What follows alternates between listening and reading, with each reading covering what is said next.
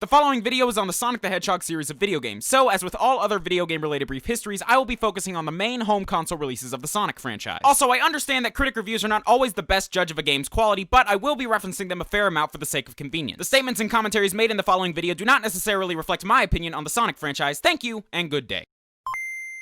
Hello and welcome to another episode of A Brief History. Today's episode, Sonic the Hedgehog. Ready, set, go! June 23rd, 1991. In an attempt to compete with the gaming juggernaut that was Nintendo's Super Mario Bros. Series, video game publishing company Sega released their own bright and colorful platformer for their 1988 16-bit console, the Sega Genesis. This game was known as Sonic the Hedgehog. Sonic!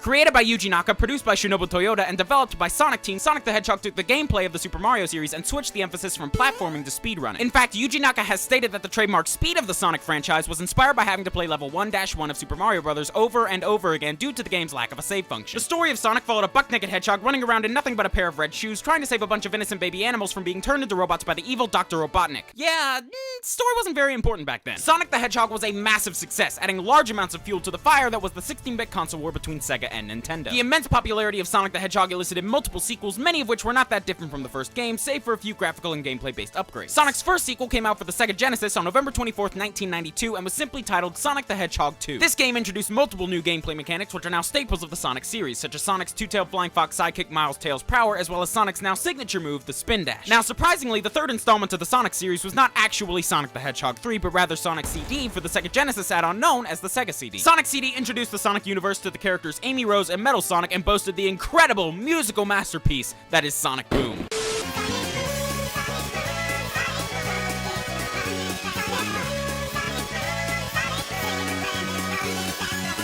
But perhaps the most interesting of the original 2D Sonic games were Sonic the Hedgehog 3 and Sonic & Knuckles. Sonic 3 once again brought a myriad of new features to the Sonic franchise, such as the character Knuckles the Echidna, a save feature, and the ability to switch between Sonic and Tails in the single-player campaign. And Sonic & Knuckles acted as both a standalone game in which one could either play as Sonic or Knuckles, and as an expansion pack for Sonic 2 and 3, allowing Genesis owners to play through those games as Knuckles. Oddly enough, this was not how Sega originally intended these two games to be released. Originally, Sonic 3 and its Knuckles-centric expansion card were all intended to be part of one big Sonic 3, but were forced into separation due to wibbly-wobbly space and timey-wimey constraints. With Sonic now on top of the world, even to the point of rivaling the man himself, Super Mario, Sega felt it was time to take Sonic to the next level, or more accurately, to the next dimension. For November of 1996, Sega released the game Sonic 3D Blast for both the Sega Genesis and their newest console, the 32-bit Sega Saturn. 3D Blast used three-dimensional character sprites on a series of isometric 2.5D levels, and was one of the first main Sonic games to be met with high amounts of negative feedback from critics and fans alike. This was due to the game's repetitive, boring, and most importantly slower-paced gameplay, as well as its sloppy controls and strong departure from the series norm. But in order for anything to stay relevant, it has to change with the times. So, with the game industry making the jump into fully 3D game design, Sega was determined to bring Sonic along for the ride. And it was at this time, on September 9th, 1999, that Sega released their last home console, the Dreamcast, and the main launch title for this console was Sonic Adventure, the first fully 3D Sonic game and the soon-to-be best-selling game on the Dreamcast. In addition to improvements in control and graphical prowess, Sonic Adventure also introduced multiple interesting new gameplay mechanics with 6 playable characters, these being Sonic, Tails, Knuckles, and Amy, as well as 2 new characters, E102 Gamma and Big the Cat! Sonic Adventure saw the return of critical acclaim to the series after the mixed reviews of 3D Blast, and its massive success warranted a 2001 sequel and multiple cross-platform ports of both games. So at this point, Sonic had 7 critically acclaimed games and one kind of meh game under his belt, but with Sega having abandoned the home console game in favor of third-party development, no one really knew what was next for their favorite spiky blue mammal. And thus began an odd period of time between 2004 and 2010 in which virtually every Sonic game released was met with mixed reviews. Throughout this time, Sonic Team experimented with the Sonic format through the introduction of everything from 3-person team gameplay mechanics to guns to werewolves to human-hedgehog romantic relationships. Yeah, I think Sonic Team was going through a bit of an awkward teenage period. Not to say that any of these games were bad, but look at that! This is weird! How did no one at Sonic Team understand just how weird that is? It's weird! So for just under a decade, almost every single Sonic game release was greeted with mixed to negative critical response, and this response was, for the most part, shared by the fans as well. Fans and critics alike were becoming fed up with Sega's stubborn desire to pull Sonic away from its speedrunning platforming roots in favor of brawling, sword fighting, gunplay, and bestiality. Sonic the Hedgehog 4, an episodic attempt at bringing the series back to its roots, was a step in the right direction, ditching the story crutch and superfluous gameplay variants, but it was just not quite there yet. And it was at this time in 2010 that Sega released yet another new Sonic game exclusively for the Nintendo Wii, Sonic Colors. Colors went back to what Sonic fans wanted, fast-paced gameplay that struck a good balance between 2D and 3D, and a story that was as simple as stop Robotnik from doing the bad thing. Colors also introduced new power-ups to the series called Wisps. These power-ups kept the gameplay fresh without straying too far away from the series series norm. All things considered, Sonic Colors was a third-party Sonic game done right that both old and new fans could enjoy. And overall, things seem to be finally getting back on track for Sonic Team, for the story remained more or less the same for their next title, Sonic Generations, which celebrated Sonic's 20th anniversary. In May of 2013, Sega announced that they would be partnering with Nintendo for their next 3 Sonic games. The first of these games being 2013's Sonic Lost World for the Wii U and 3DS, which attempted to take the Sonic universe in a more creative direction. But unfortunately, Sonic purists were once again turned off by the game's slower pace and obvious attempts at copying Super Mario Galaxy, landing the game mixed reviews and putting Sonic Team back on probation by fans. In addition to video games, Sonic the Hedgehog has also appeared in multiple television shows, a full-length film, and a series of comic books which have been running since, get this, 1992. In fact, the Sonic comics have been acknowledged by Guinness World Records as the longest ongoing comic book series based off a video game series. In 2013, it was announced that a new Sonic the Hedgehog TV series was being produced by Sega and Sonic Team in collaboration with We Do Entertainment. The show will be called Sonic Boom and is scheduled to run on Cartoon Network starting in the fall of 2014. It was also announced that Nintendo and Sega will be developing a set of Sonic Boom video games for the Wii U and 3DS. Sonic the Hedgehog is one of the most recognizable video game mascots of all time, but unfortunately he is now also one of the most criticized. So the future remains very uncertain for the franchise. Sonic Team's been kind of all over the place for the past decade, but video games are a subjective medium and you can never fully satisfy everyone. And when you see these Sonic games being panned by critics and fans alike, it's usually due to the fact that they're different. But change is not something that we should be shaming, it's something that we should be promoting and supporting, not just in video games, but in all of life. Otherwise, the things that we love will fade into obscurity. And having been a Sonic the Hedgehog fan for as long as I can remember, that is just something I don't want to see happen. I'll see you in a week, guys.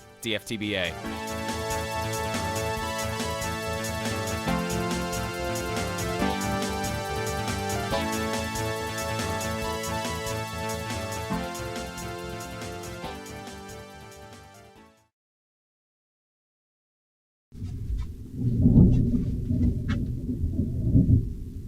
I wonder if that picked up on the mic.